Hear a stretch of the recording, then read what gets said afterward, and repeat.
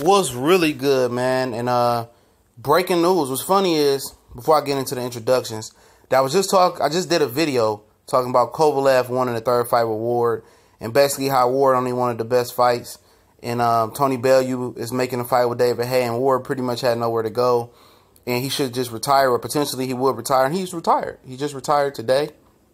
As I just was making the video, it came across on my phone. Shout out to my boy that posted it on Facebook. I ain't gonna reveal his name, but also shout out to ESPN First Take, who broke it as well. And they got Andre Ward on the phone right now, so I was watching the interview, but I want to drop this. This your boy CJ Goodfella back with the boxing clinic, and I'm gonna tell. I've been telling you guys this, that he was gonna retire, and I told you why, and I'm telling you why he's gonna retire. He had no place to go at light heavyweight. That's the point. It was Triple G wasn't gonna move up to fight him at 175, or potentially even the catchweight at this performance with Kovalev and Danny Jacobs. He never wanted Andre Ward. That's the fight that HBO wanted, but Triple G didn't want it. They said they'd fight anybody from 175 to 154. Then they said change it to 168 to 154. They never budged below the 160 limit. They never tried to go to 168 unless it was for Chavez Jr. or Carl Froch. And, they didn't want to do that. But for Andre Ward, it was simply a place of nowhere to go. He said, a couple weeks ago, I talked about it, probably on a live video, he wanted to go big or go home. So he's talking about Anthony Joshua, which he listened to somebody out there that wasn't a smart fight for his health. He wanted to fight Tony Bellew. They couldn't come to terms on a fight. My guess is that he wanted too much money or had a fight in the United States where it wasn't a major draw. And he's talked about not wanting to go over to the UK and fight. He wasn't going to do that. And you seen in the Super 6 tournament, he didn't have to travel. A guy that was a virtual unknown who really hadn't stepped up in competition, his only step up was Edison Miranda, he didn't have to travel. Darrell had to travel. And you see he got fucked versus Carl Froch. So Andre Ward was set up where he didn't have to travel. And maybe it was the cloud of having the gold medal, but he didn't have a fan base, and a lot of people didn't know who the fuck he was at the time. So he was never going to the UK fight Tony Bellew. I told my boy, Brian Dancer, shout out to the Knockout new KOTR rounds. I don't know, I'm tripping. Boxing group on Facebook. But I told him Andre Ward wasn't going over there to fight him. He told his stablemate Brandon Gonzalez, who we thought had a lot of potential, don't go over there fighting James DeGale. You don't do that. He went over there and he got splattered. So I knew Andre Ward wasn't going overseas to fight Tony Bellew. I think it was smart for him not to go to cruiserweight.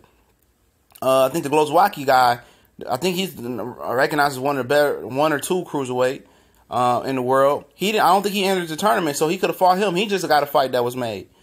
But it was a bad place for him because those guys are physically strong and physically dominant, and Andre Ward is a dominant inside fighter and likes to bully guys and uses inside prowess. And I don't think that was a good matchup for him at cruiserweight. But overall, it was nowhere for Andre Ward to go in the light heavyweight division. For him to retire, he truly tried to make the Adonis Stevenson fight happen. Or he truly knew it couldn't happen because the relationship between James Prince, Floyd Mayweather, and Al Heyman. Now, if you want me to touch on that, basically James Prince used to punk Floyd Mayweather around when he was his manager, and Floyd Mayweather dumped James Prince, got Al Heyman, and Al Heyman made his career to the next level and did something that James Prince couldn't do. And similar, James Prince didn't take Andre Ward's career to the level it should have been at. But that's probably on Andre Ward because he didn't want to play the part. He had too much respect, like Earl Spence, to sell out for a character like Floyd did. But at the end of the day, Floyd is swimming in money, and he broke numbers, so it worked. He wasn't a motor mouth like Adrian Broner, all motor but no go. And Andre Ward went out and did it his way. Was he one of the most liked fighters? Absolutely not. He's one of the most hated fighters for whatever reason it was. Because people knew damn well that he was damn near good. He was too good for anybody. People talk about the layoff, talked about, he didn't want to do a catchweight with Triple G. They couldn't find anything to be bad about Andre Ward about. So they nitpick, he didn't beat Kovalev. Well, if you do the scorecards, he dominated the last part of that fight. In the middle to the last part after the Kovalev knockdown, Kovalev got tired. And Kovalev said, I fixed everything. I'm ready to go this time. He got whooped even quicker. And people try to make the excuse of the low blows. But that's the things that black fighters go through. This guy is a champion. He's definitely a Hall of Famer. I think if he went to cruiserweight, he would have had a strong,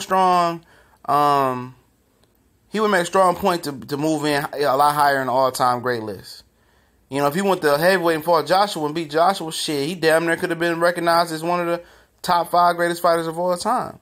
But this is a guy that hasn't lost since he was 12 years old. You dig? This is a guy that dominated the 168-pound division, dominated the 175-pound division, moved up quick.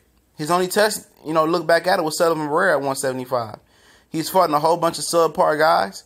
He moved up quick and dominated the light heavyweight king of the world, y'all told me. The most dominant feared guy in the world. And he would have dominated Donna Stevenson, but business and hateful relationships stopped that.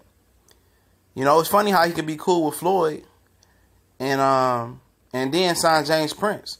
He made a lot of bad business decisions, though. He did.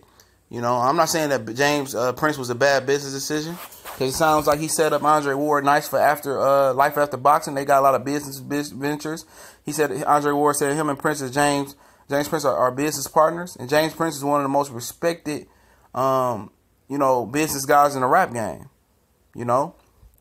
And got long money for sure. But signing back with Goosen, and Goosen, passing away is the only reason he got out that contract. Then signing up with another upstart in Rock Nation. And then before he retired, he's about to make another mistake and fight with sign with Top Rank. Instead of just being a promotional free agent or adding Al Hammond as a co-manager and taking him to the top, that's what happened. But he didn't want to do that. James Prince didn't want him to do that. So he's gonna bow out of the boxing game, and I'm happy. I'm happy. I never was the biggest Andre Ward fan, but I'm happy for him that he's able to retire. He's done right with his money, even after the layoff, and he's able to go on and do other things in boxing. He got a bright career commentating. He got a bright career, in the business world. He's a smart guy. He leaving with all his functionalities, his brain, his movement. He said that the game took a toll on him, and I'm happy for him, man. Retires one of the better boxers. And now we got a vacancy at the #1 pound-for-pound spot. I say vacancy because I'm not just going to give nobody that pound-for-pound spot. Somebody else got to come up there and snatch it. So it's vacant right now. Y'all handed that shit to Roman Chocolito Gonzalez. Y'all trying to hand it to some of those them flyweights. Them guys don't equate to being a pound-for-pound champion. I apologize. Unless they doing something extraordinary and they taking risks, they taking chances. Nobody pay attention to those small weight classes. Not saying that I don't. I keep an eye on them, but they not pound-for-pound status. Terrence Crawford got to Keith Thurman. The rest of those guys got to grab that. I'm not just handing them the pound-for-pound spot. That motherfucker is vacant on my list. But I'm happy for Ward. He giving the opportunity for guys to fight for that pound-for-pound spot. He didn't put it in a death hole like Floyd. He had it. He been one of the best pound-for-pound fighters for a while. And, happy retirement. Look forward to hearing him on HBO, ESPN, commentary cast, whatever he wants to do. Sounds like they snatched Tim Bradley off for a minute. See how Ward does and, see how it works out for his career. But happy retirement, big bro. We gone.